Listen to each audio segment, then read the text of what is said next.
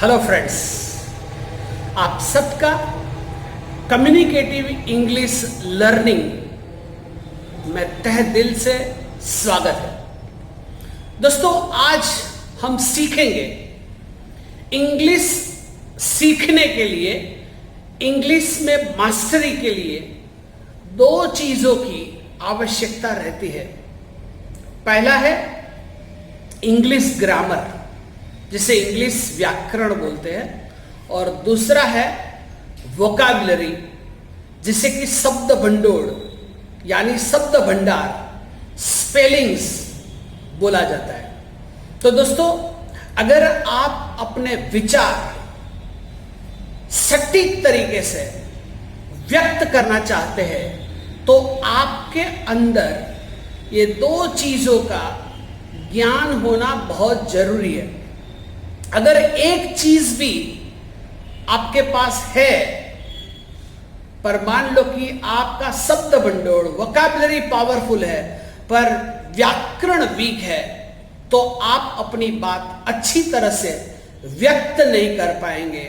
या तो सामने वाला आपका व्याकरण या तो ग्रामर है, इसकी वजह से आप जो सेंटेंस का स्ट्रक्चर करते हैं, जिसे वाक्य रचना बोलते हैं, वो जब आप बोलते हैं या तो लिखते हैं तो हो सकता है कि सामने वाला वो आप जो कहना चाहते हैं, आपका जो कॉन्टेक्स्ट है, आप जिस परिप्रेक्ष्य में बात करना चाहते हैं, वो सामने वाला हो सकता है कि समझ नहीं पाए। कई बार हो सकता है कि आपका ग्रामर ठीक नहीं है, तो अंडरस्टैंडिंग के बजाय मिसअंडरस्टैंडिंग भी हो सकती है। So dear friends, grammar and vocabulary which plays a very vital role. You are requested to make your vocabulary very strong. आप अपना जो शब्द भंडोर है, vocabulary है, उसको बहुत रिच बनाइए।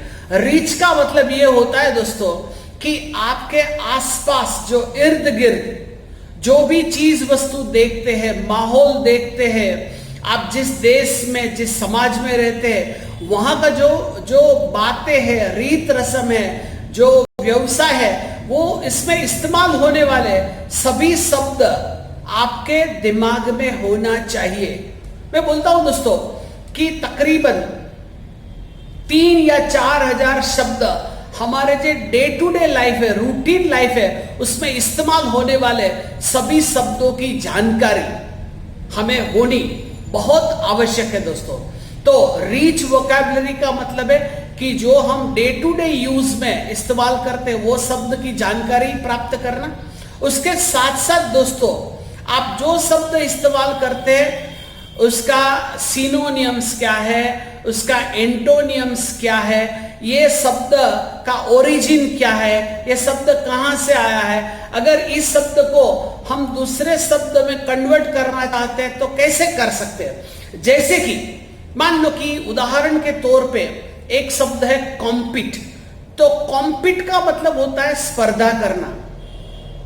तो ये कॉम्पीट टू कॉम्पीट ये वर्ब है, और ये कॉम्पीट में से अगर आप कंपटीशन करते हो तो COMPETITION, कॉम्पीट के बजाय कंपटीशन करते हैं तो स्पर्धा ये नाम बन जाता है।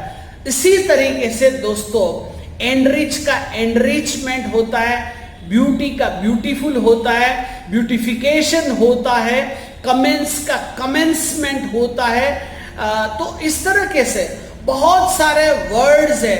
आपको ये जो वर्ड्स कैसे बनता है, उसका सिनोनियम्स मतलब समानार्थी क्या है, विरोधार्थी क्या है, ऐसा ही शब्द है तो इस माहौल में इस शब्द का इस्तेमाल करना चाहिए या और कोई शब्द का इस्तेमाल करना चाहिए। तो दोस्तों, आप जब अपना ऑब्जर्वेशन शार्प बनाते हैं, जब आप लिसनिंग करते हैं, सुनते हैं, तब जो स्पीकर है कौन से अल्फाज का इस्तेमाल करते हैं वो आपको ध्यान में देना चाहिए। और आप हर रोज नए नए 5 शब्द सीखिए और उसका इस्तेमाल शुरू कीजिए दोस्तों, आपका वोकैबुलरी बहुत पावरफुल हो जाएगा। दूसरा दोस्तों है ग्रामर। जो ग्रामर है उसके अंदर ग्रामर का मतलब होता है आपका जो वर्ड फॉर्मेशन, सेंटेंस स्ट्रक्चर ऐसा होना चाहिए ताकि सामने वाला आपकी बात को अच्छी तरह से समझ पाए. If your sentence pattern is not okay, अगर आपका जो वाक्य रचना है उसका ढंग या तो तौर तरीका ठीक नहीं है तो सामने वाला समझ नहीं पाएगा दोस्तों.